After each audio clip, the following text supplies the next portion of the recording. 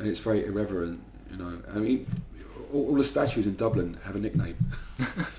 You know, there's the floozy in the jacuzzi, the tarts with the tart with the cart. William Malone is the tart with the cart. You know, there's a photograph of some shoppers at the hags with the bags. There's a clock, the chime and the slam.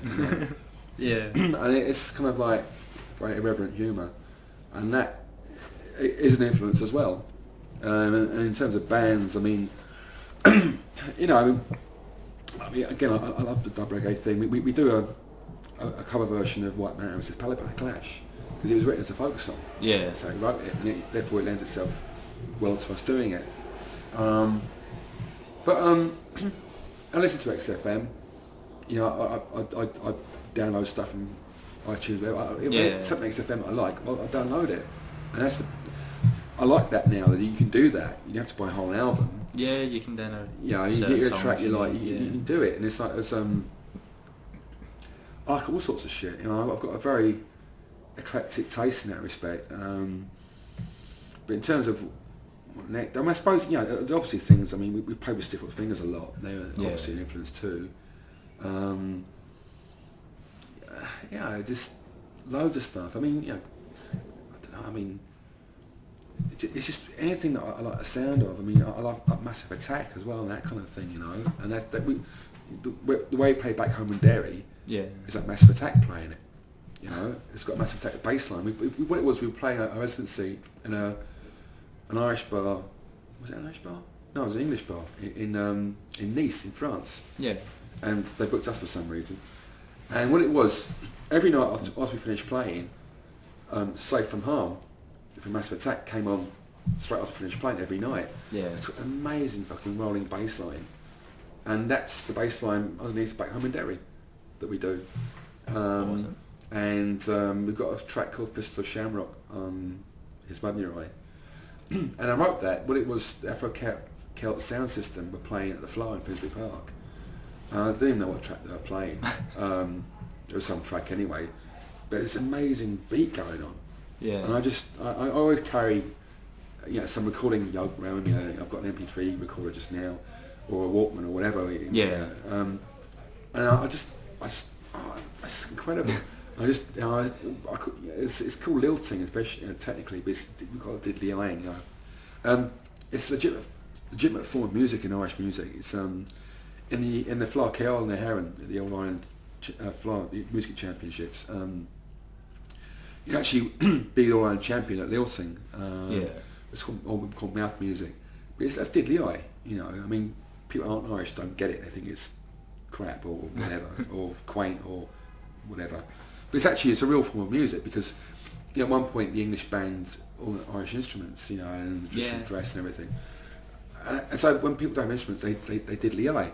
And so on Come Out Fighting, for example, and also Plastic and Proud, there's a lot of diddly-eyeing going on. So forget Justin Timberlake, we're bringing sexy back. We're bringing diddly back. But like so there's me and there's the Afro-Celts, and I'm diddly-eyeing away. And that became Fistful of Shamrock. Yeah. You know, so it's I'm a magpie, which is Irish music's like that anyway. You know, it's a living, breathing thing. Yeah. You know, as opposed to English folk music, which is a dead museum piece. Mm. You know, there are instruments that are quite recent. But bouzouki is now a normal part of Irish instrumentation. That came into Irish music in the 70s. So I called Johnny McEvoy in a band called Sweeney's Men. Yeah. You know, he was at that time there was hippies anyway. They went to fucking Mediterranean holidays. Bouzouki, that's grand. I'll try some of that. And he sent the fucking thing now because everywhere he goes, a fucking bouzouki. You know? But when he brought it in, you can't play that in Irish music. And now they're 10 a penny, you know. Yeah. And that's what it's like, you know. Same with the banjo. That's what we call a blow-in. You know, that's funny. Particularly the 5-string banjo. That came in with the Clancys in the 50s. That did, and Luke Kelly in the 60s, and then Jim Finer in the 80s with the Pogues. Yeah. And I play 5-string myself. I played Jigs and Reels on it. Yeah. I play 5-string as well. So I've got a hybrid Irish tuning, you know. Excuse me.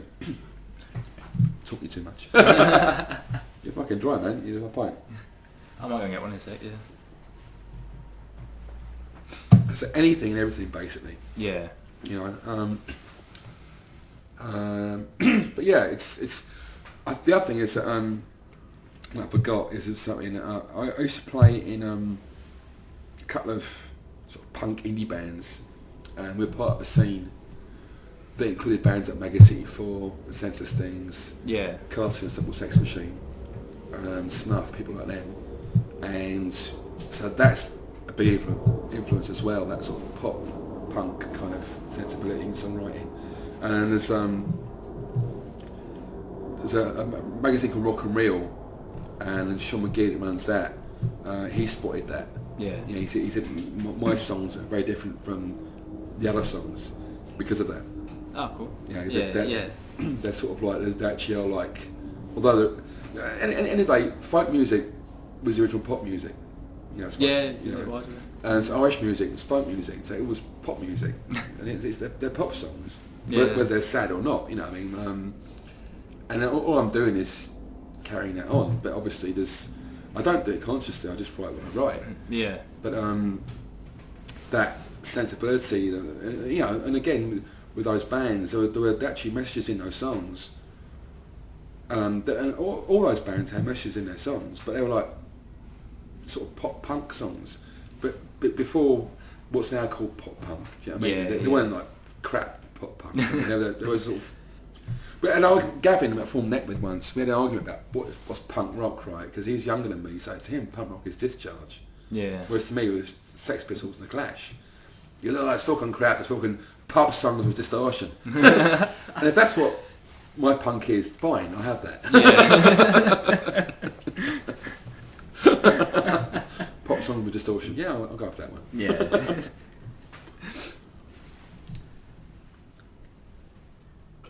So I got talking about Come Out Fighting released in 2009. Yeah. Any massive plans or big plans for next year or the year after? Yeah, well, we're a bit quiet at the moment because I actually am working on new material. Yeah. We've got nothing definite planned at all. We've got an album, hasn't been released yet, called Plastic and Proud, which is cover versions of songs by other second and third generation Irish artists.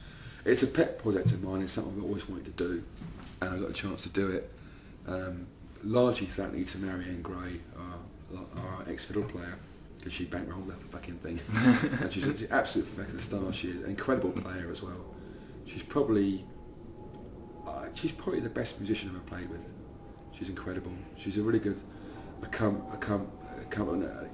player. So copyright to what you call it? Our brother were right there. But yeah, she's phenomenal, absolutely phenomenal. Yeah. Making Sodom and Begorra was the most incredible thing. We did it all live. Was it? Yeah. Oh. Incredible. Her and the whistle player, Marie McCormack, watching and listening to them playing together live. You know when you see like starlings swooping around? Yeah. It was like that. Awesome. Incredible. Absolutely fucking incredible. It was a real... And it was really, really creative as well. There's things like, there's one track called Down with the River Bends where Marion made a mistake. Yeah. And she's going to go back and do it again. No, listen to it back. And actually it sounded great. Yeah. And it's like the old Jimmy She wouldn't Page notice, thing. would you? It's like the old Jimmy Page thing. He always said, if you make a mistake, do it twice. People think you're meant to do it. Yeah. In actual fact, that's what it was. A happy accident. It was actually ended up being the take. You know. And it was a really, really creative process. It really was. We did a lot of things in the we made things in the studio, and it was a really good bunch of people. It was a really good band at the time. It was like a version of Style the County Down. I'm really proud of that. It's and the two guitar solos as well. I mean, Marie's whistle playing as well was incredible. But the two guitar solos fucking rock like fuck. They really do. There's Barry Hollywood from Uri. He's playing the first solo, which is like Noel Gallagher. It's incredible. It's great stuff.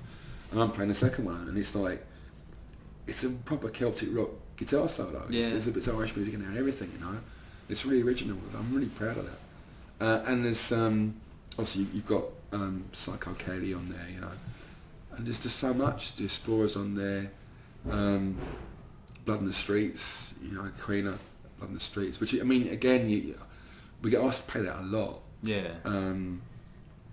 People say to me that's one of the best songs written about the North ever, which means a lot, you know.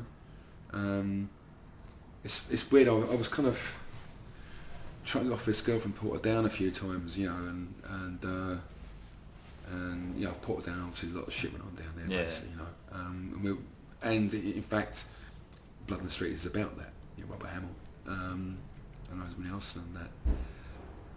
And you know, hanging around, we were playing the Irish bar circuit in London. That's where I met her originally, you know. And I lost touch to her for a couple of years, and you know, and what it was, we started playing the North. We played a lot in Belfast and Derry. Yeah. And I was met with her again afterwards, right? And she said, "You've changed. You know, you're like us now." Just amazing, big thing, because we've been there. You know, we've been there. We've seen it. You know,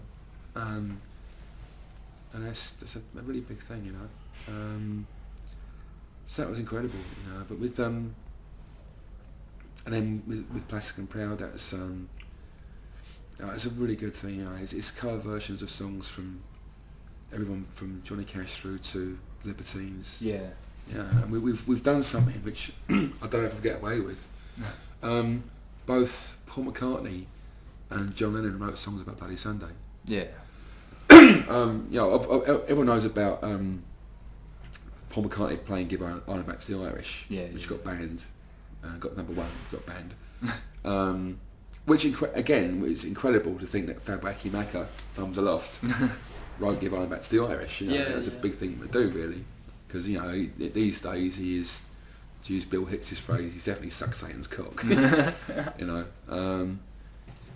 but John Lennon wrote he wrote a song called "Sunday Bloody Sunday." 10 years before U2 did. It's not the same song, obviously. And we've done a medley. We put them together. Oh, cool. Which is quite incredible.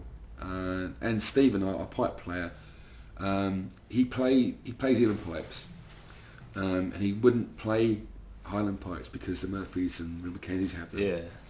But he can play them better than their guys can. He plays in a marching band. He can play jigs and reels on the Highland pipes. Yeah. We were on tour with the Murphys in Germany once, and at the time our drummer was a guy called Sean Gannon, who now plays in Magic Numbers. And cool. he's a great guy, but he's a fucking wind-up merchant. He really is.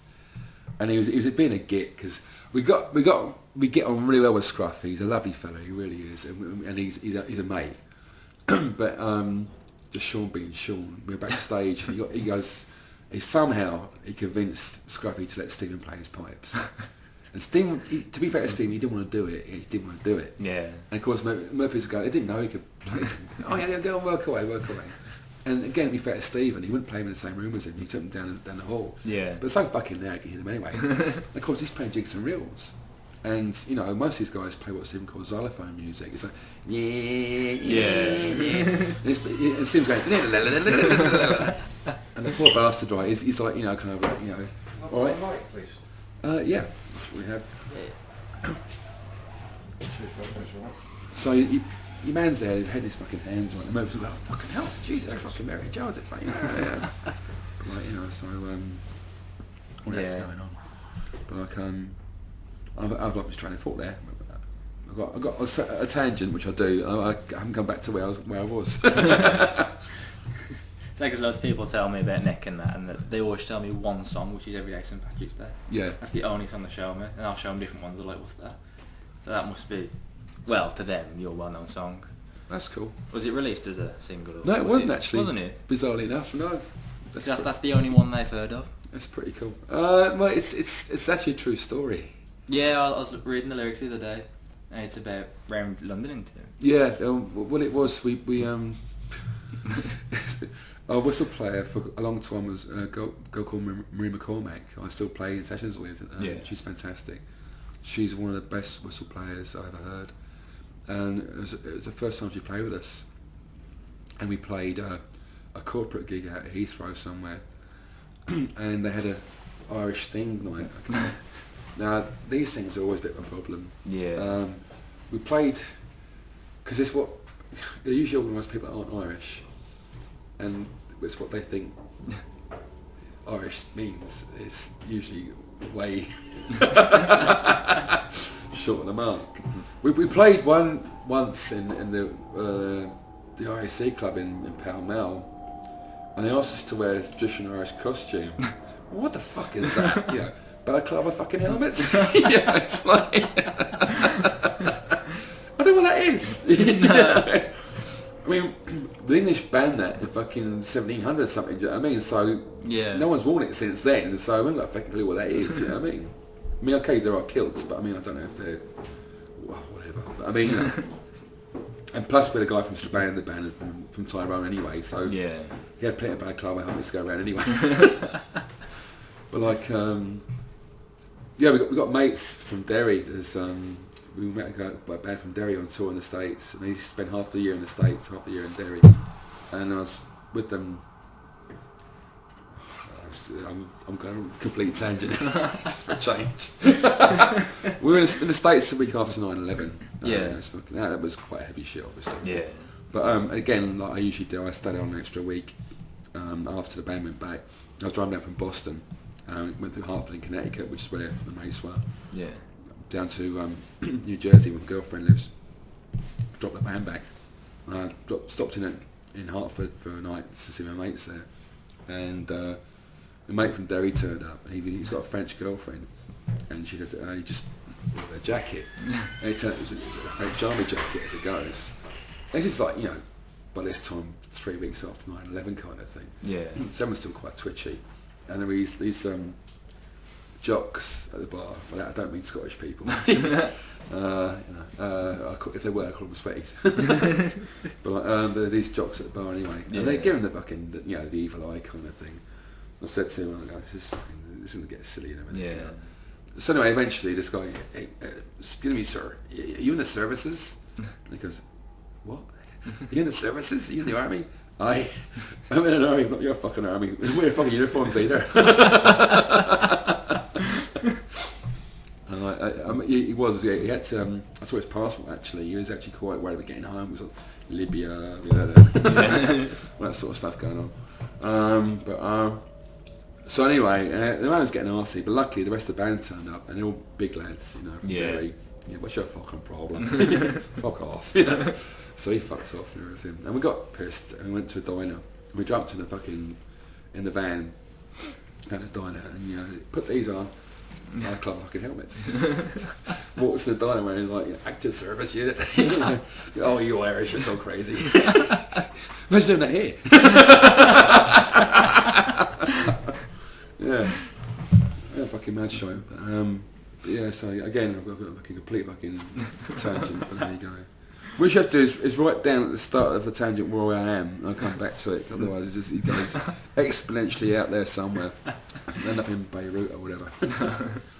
But we come back to we're talking about neck albums, and we're doing Plastic and Proud and stuff, and it's a pet project. I mean, it's great. It's really good. I'm really proud of it.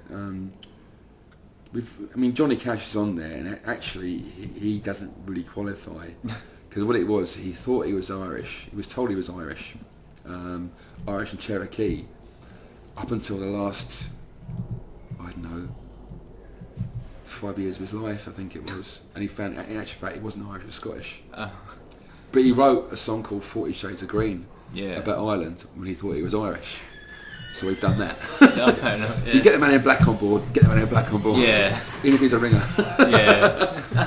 So we've done that, and we've done loads of stuff, and like and the Kinks are on there. And we've done. There aren't many Manchester bands that haven't got an Irish connection either. We've done Kinky Afro by Happy Mondays. We've done English Heart, Irish Blood by Morrissey. Done that obviously. Pistols, Anarchy in the UK, Oasis, Rock and Roll Star, Crowded House, loads of people. Soundgarden, Black Hole Sun. Yeah. I've done that. Awesome. I think I'm really happy with the Libertines one as well. We've done White Wedding, Billy Idol, which is on YouTube at the moment. Yeah, that was on there. Yeah, that was on there. Which is, again, I'm really happy with that. It's what we call bog rock. It's a mixture of like swamp rock, rockabilly, and Irish music. I'm so proud of that. I really am. Like I say, I can write Irish music. Yeah, it does all work together as one. Yeah, and the Diddley Eye stuff on that is fucking, I fucking love it. It's like I say, real proper traditional Irish music is an influence. I can write it, and that's what, the stuff on the end. That's actually proper traditional Irish music. Yeah, it's real Irish music. It's not like some. The Murphys are great. They work because they write what they think Irish music is, and it's not, but it works. Yeah, and they don't pretend to be anything else. And they're fucking great. I fucking love them. And their version of the Rocky Road to Dublin is fucking brilliant. What I mean? And it works. And that's fine. That's grand. You know what I mean? And I'm not slagging them up at all. No way I would do, because I fucking love them. Yeah. But we can actually write like proper traditional Irish music, and I can do that. Yeah. And that's what's on the end of that. You know what I mean?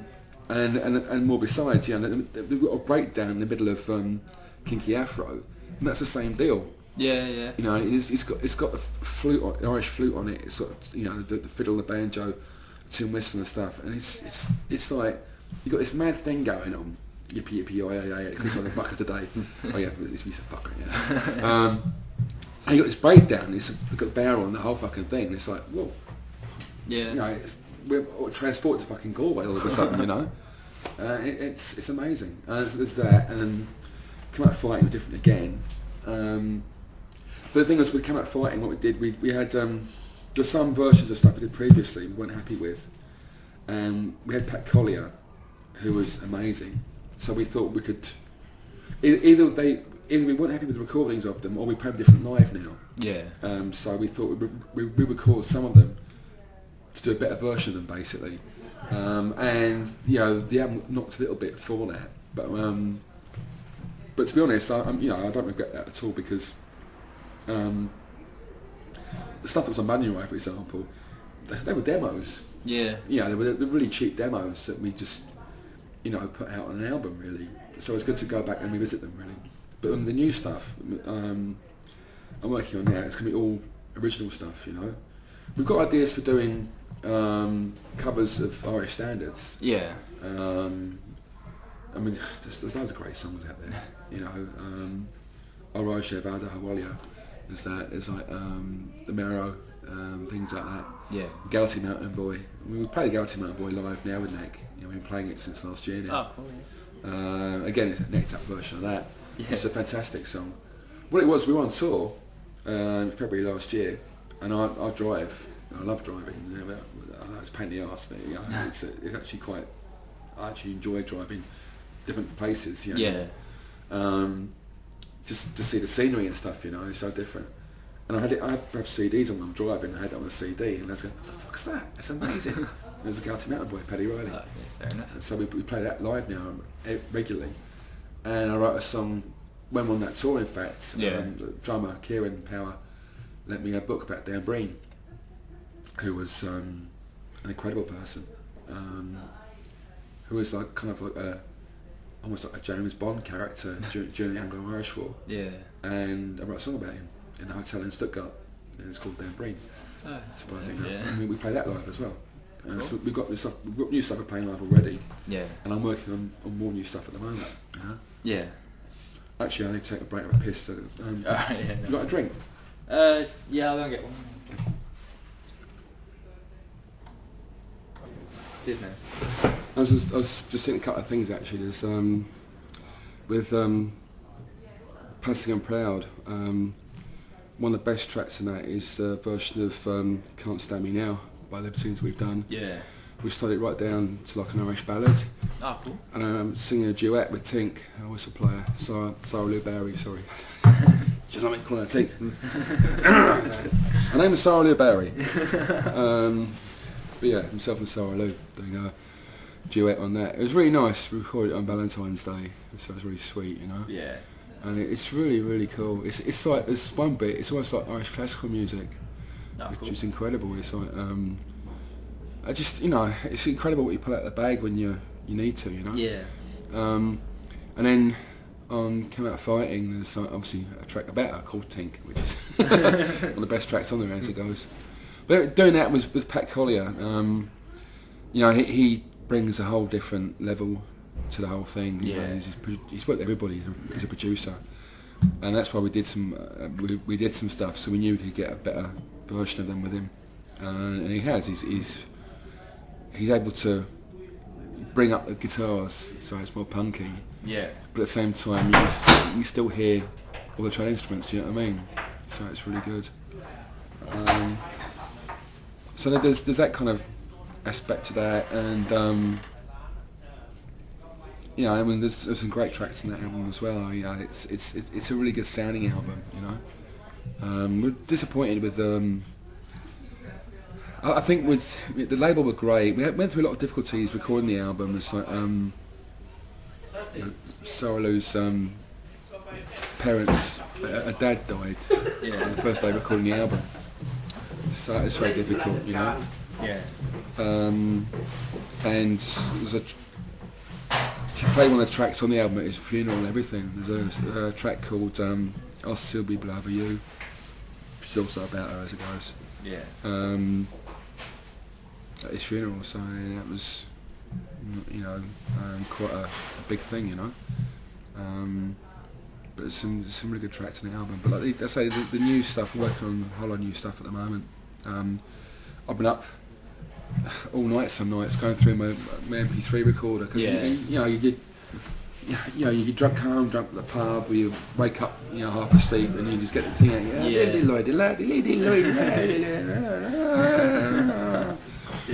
And it's mad because I don't know what's in it, so I'm about to go through it and work out what's in it, you know. Yeah. And I'm at the computer and I have to sort of see what key it's in and what time signature it's in, and describe it, because when I go back to it in 6 months' time, I know what the fuck's going on, rather than just diddly eye, because it's full of diddly eyes. You know what I mean? So I have to describe it all and everything, you know. And it's amazing because there's a lot of time it is, you know. And then what I found is, because it sounds like nothing, and so I got the guitar out and I'm playing it, and I play the guitar on it, put the chords in it, and all of a sudden, fuck. Oh, I didn't know what I was doing after all. It's not just random fucking wailing. Yeah. You know what I mean?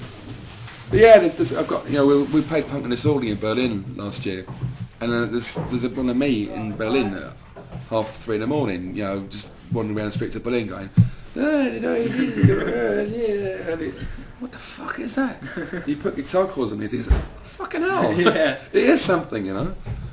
So I'm doing that whole process at the moment. So I'm going through everything and come up with some new stuff. I've got loads of songs I'm working on. There's one called The Red Eyed Monster, about anger. I suffer from post-traumatic stress disorder, so I've got serious anger management issues. Yeah. It's about that. One called The Glory Trail, about being in a band, about the sacrifices you make doing that. You know, the fact that it's not quite as glamorous as people think it is, and you have to make, you know, there are prices you have to pay for doing that. It's mad. It was Glory Trail was inspired by a text conversation I had. We were over in the USA last time we were over there, between myself and a punk girl from Cumbria. I was a big fan of the band. Yeah. And also a wonderful woman as well, called Lisa. And but yeah, just a text conversation inspired a song. Oh, cool. And there's a whole lot of other things too. It's actually a song called Plastic and Proud. Oh yeah. And loads of other things. Too Much of a Messer, about one of our bass players we used to have. It was too much of a messer.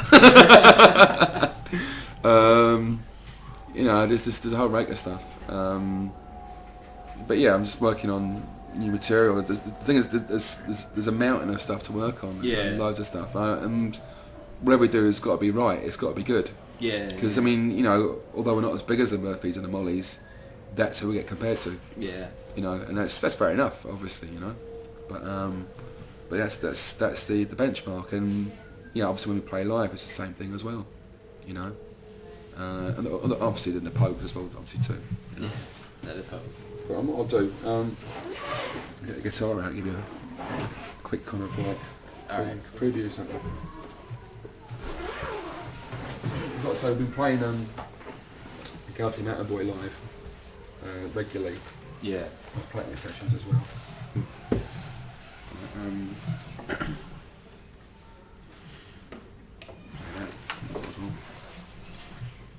Oh, shite.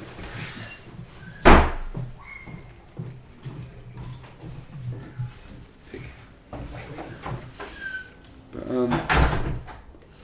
yeah, I mean, sort of, you know, it's I get ideas all the time. You know, so Yeah. it's the problem. It's like, oh, that's a good idea. Oh, this one's better. Well, that one's not so good after all.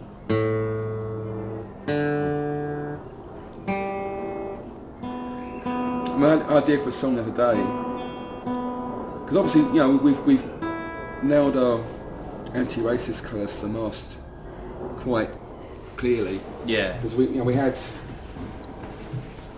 some of the bands in our scene attract skinheads, and some of those skinheads, not a big proportion, but a small proportion, are Nazis, Yeah. fascists, and it's a difficult one. But I mean, you know, when they turn up and cause trouble, that's a problem. And Yeah. you know, where we're from, and the background we're from, means that, you know, we're very much about being inclusive. You know, one of our biggest fans is a 6-foot black girl from Brooklyn, Oh, cool. and she's seen us in about 5 different countries. You Fair know, enough. she's seen us in Galway. Yeah. She's the only black person for fucking miles. Yeah. And she's seen us in Holland, north of Holland, and then the same deal there. Actually, she's the only black person for miles Yeah. there as well. In the UK, in the USA, and I think probably in Germany. But anyway, Corey, she's amazing. She's a complete Amazon, she really is. But we play everybody's welcome to Hoolie, you know, and you know, and she's with us, and she feels safe, you know. Yeah. And I don't know if I could. I mean, this is just an idea I had, but you know, it's like this might be too much to put in a song. But I was just thinking, you know, people use the word nigger, right, to black Yeah. people. It's no, it's not right. And I was thinking, don't tell me Jimi Hendrix was a nigger. No. Don't tell me Paul McGrath was a nigger. No. Don't tell me Phil Lynott was a fucking nigger. No. You know, next thing you'd be saying, Irish people are thick. Yeah. You know, and it's like, no, you're not on. You know, but I probably can't use that word. But it's like, it's bollocks. Yeah. You know, you can't say that about black people. It's just like, just use the word nigger to write a whole race of people off. Yeah. It's no. Jimi Hendrix was a nigger. No way. No. You know, No, it wasn't. yeah, in Ireland, so the biggest folk heroes are Paul McGrath and Phil Lynott. They're both black. Yeah. You know, you know, it doesn't make any sense. No, it doesn't. You know, so I don't know, because you know, there's two schools. I thought there's two. If I actually wrote a song using that word, the fact is people might understand what I mean by it. Yeah. The fact I've used the word is too bad. But also the fact is, you know, the fascists might therefore see it as a gauntlet being challenged. Like, yeah, hey mate, Jimi Hendrix was a nigger. What are you gonna do about it? You know what I mean? So I mean, then you start getting into the land of like, oh, you know, fight every fucking night of your life. You know what I mean? But you know, it kills me to think that there are people out there that think that. Yeah. Yeah, that think Jimi Hendrix was a nigger, and that Paul McGrath is a nigger, and Phil Lynott was a nigger. That is just fucking sick. Yeah, it is. I mean, I don't know if I should be even use the fucking word, but I mean, that's what people use, and it's a real word. It's not a good word, but it's, you know, it's one of the latest songs I was thinking of writing. But I don't know. I've been real. Yeah, that's where we come from. You know, we come from that racial tolerance thing. We come from that inclusiveness. That's where we come from. Yeah. You know, and therefore that mindset is alien to us and to me. So she's like, no, you're not on. You can't. Don't tell me that. Do you know what I mean? Yeah. But I don't know if I can use that word. That's the only thing. But that's what people call them. I don't know. It's a weird one. But I mean, that's you know, we're a punk band. We're an Irish band. We're a punk band as well. That's a punk song. You know, using that language is punk. You know, it's actually, if you have, I don't know. It's a difficult one. But that's kind of like that. You know, being a punk rocker is about confronting things. Yeah. It's about, you know. You know, again, it's the same in Irish music. There's all different things in Irish music. You know, one of the problems at the moment is that you've got all these bands around the world playing Irish punk, and it's two-dimensional. Yeah. You know, it's just about drinking songs, and that's all we do. Yeah, I'm thinking about another song called Who's Running the Country?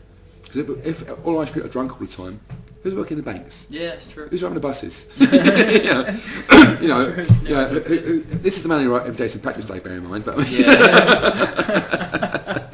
know, but at the same time though, you know, but you know, it's bollocks. It is. Yeah. You know, we do like a drink. That's quite blatantly obvious. You know what I mean? But at the same time though, it's not all the fucking time. It's like, you know, and it's sort of like. In Irish music, you know, I like to think with Neck, we reflect the different types of Irish music. Yeah. You know, the ballads, there are drinking songs, obviously. You know, there are songs about immigration, love songs, rebel songs. Rebel songs are as much part of Irish music as anything else. Yeah. You know, they're controversial, but they are. And same in punk. You know, there are different types of punk songs. You know, there is the fall down, get drunk, fall over, you know. Yeah. Punk songs, yeah. And there's like, you know, like awkward sex songs, obviously. I can't come. Whatever, do you know what I mean? It's like, the humour, there's all that sort of stuff going on. But I think punk myself as well, it was political. Yeah. You know, the Clash politicised the whole generation. I don't think like American bands get that. You know, they think the Clash was just a cool band. I mean, they can't do. They didn't grow up here. But they did, you know, and you know, and the incident that inspired Hooli was a festival in Belgium where Nazi Scans were there, and there's an Irish punk band on before us. Yeah. But the singer was Olaf from Blaggers ITA, who was depping for their singer, and he spotted the Nazis in the audience, and he stopped the gig and gave them a lecture in a very German fashion, which perhaps was, I don't know, right or wrong thing to do, I don't know. But anyway, basically he started a ruck in the crowd. Yeah. And anyone who agreed with him they shouldn't be there got hit by them, which was absolutely awful, you know what I mean? And one of these, struggling to use the right word here, one of these cunts was shouting at him like, you know, it's your fault, you shouldn't bring politics into punk music. And it's like, what the fuck? That's what it is though.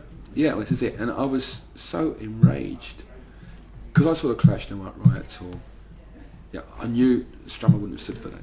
Yeah. I wrote Everybody's Welcome to Hooli on the spot, and I talked to the band, and we went up there and we played it at them, and we explained who we were first, and the fact that our bass player was a Protestant and I'm a Catholic is political, where we come from, and the fact we're a London Irish band, you know, is political.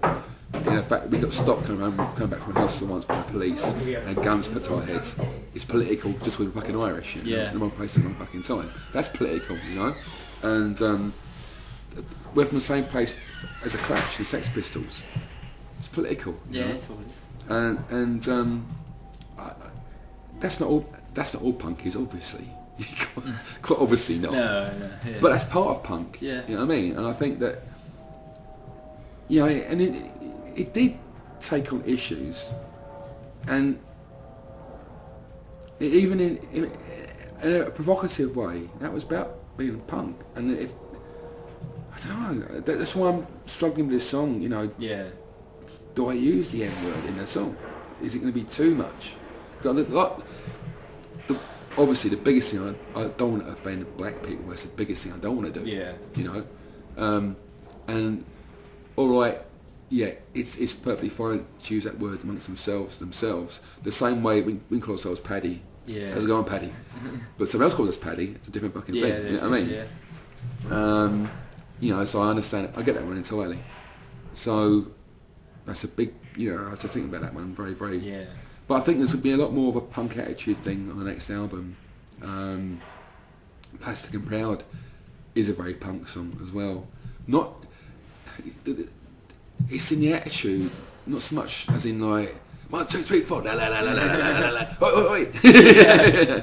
You know, Patrick Cressy, that sort of thing. I mean, I can't come, but you know, but it's more of the actual attitude and the lyrics and the attitude that I think has been more punk. I think it's, you know, it's still Irish music, but I think it's that thing. There's been more of that kind of thing going on, I think. Yeah. Anyway, from that. So, because the laptop's got 10 minutes left. Oh, really? Yeah. Shut no, sorry. It's alright, no. Oh, I'll get this done with quickly. Is there anything else you want to ask me very quickly before I was doing that? I haven't got any more questions now. Okay, very simple. The Ultimate Boy.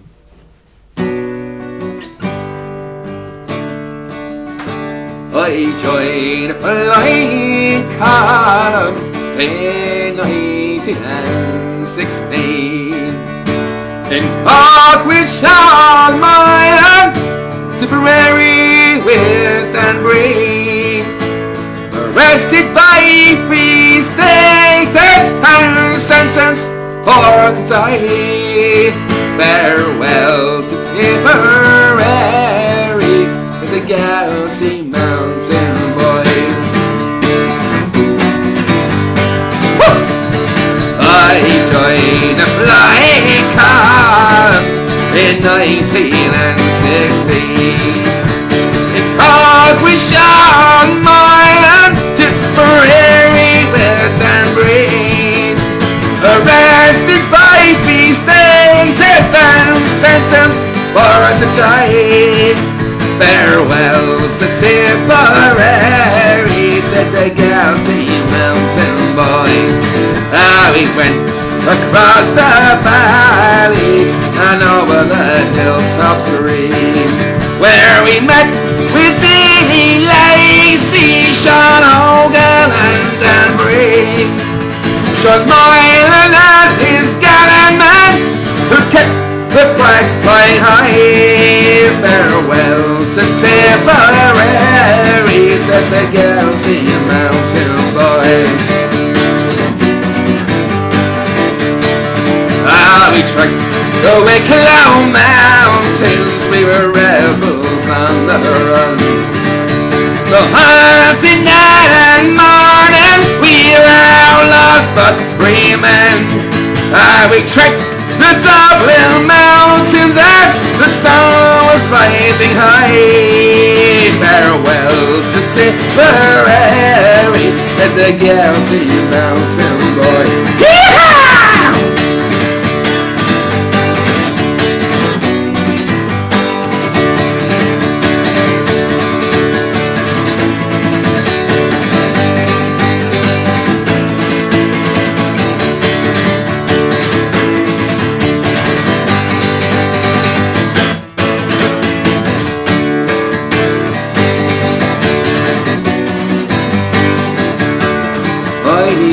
Farewell to old Clonmel, I never more shall see. And to the gouty mountains that all time shelter me. To the men who fought for liberty and died without a sight, may the cause be ne'er forgotten, said the gouty mountain boy. May the cause be ne'er forgotten, said the gouty mountain boy. Said the gouty mountain boy. Said the gouty mountain boy. Said the gouty mountain boy. Hey, hey, hey, the gouty mountain boy. Said the gouty mountain boy. Hey, hey, the gouty mountain boy. Hey, the gouty mountain boy. Hey, hey, hey, the gouty mountain boy. Woo! Fucking awesome that was. Cool. Yeah. Is that the new stuff that's been working? Yeah. Nice. Yeah. Does sound awesome, man. Thanks a lot, man. Appreciate it. Yeah, so Sinead, is that it then, yeah? Yeah. So Sinead means... Cool. Yeah. Wow.